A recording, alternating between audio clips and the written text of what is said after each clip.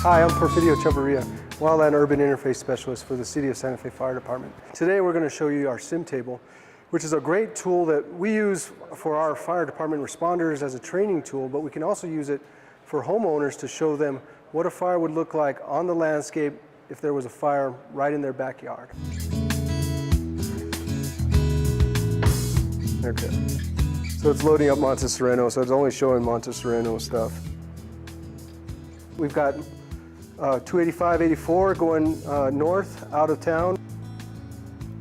We have our base layers, which kind of, this is using Bing Hybrid to show the satellite imagery, but I could show Esri's map or some of these other maps. This is the really fun part. You can come in here and you can kind of see the shape. You can kind of see some of the shape that's going up. This looks, the darker green is higher. This is blue is a lot lower. You can kind of see the drainages through here. And I can make it rain. Let's say mild. And I'll just throw water on here. All this overlays are some of the other things. So I can put, I can put land areas on there, fuel models, this kind of gives you the streets. Annotations is kind of neat to show because we've actually added, last year or the year before, we went and did home assessments. Right. When I put on annotations, you can see those home assessments out here. So the blues are moderate and the orange are high fire danger. So you can see I can send an engine out to a house and see, see what's going on there. Because the model is running. If you notice on the bottom of there's a clock running, and it's going in minutes, and it's multiplied by 512 times. So that's why my engine moves really fast. Let's say, I don't know, 25, 28. That's probably reasonable on a windy spring day. Let's say a car pulls off the road because they have car trouble and their car starts on fire. They throw out a cigarette or something. Oh, so maybe they start a cigarette. It's at 5 hours without any intervention whatsoever. Is that realistic? With a 22-mile-an-hour wind pushing this thing south, that's very realistic of what you could expect.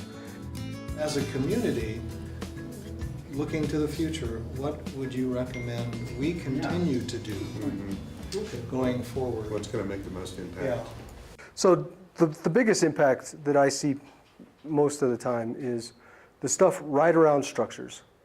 So what you're doing right around your structure most likely is going to protect that home.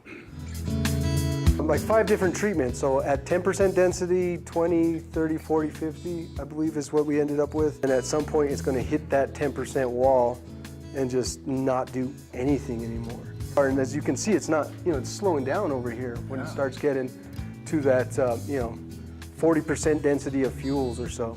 That is dramatic, to see it actually slow down like that. Yeah.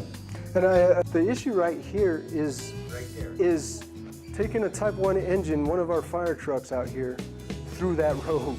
Because it goes like this and like this. I think one of the most important things about today for me was to see visually what a fire, when it spreads, how fast that goes and why it goes. I wish every homeowner had the opportunity to see this demonstration.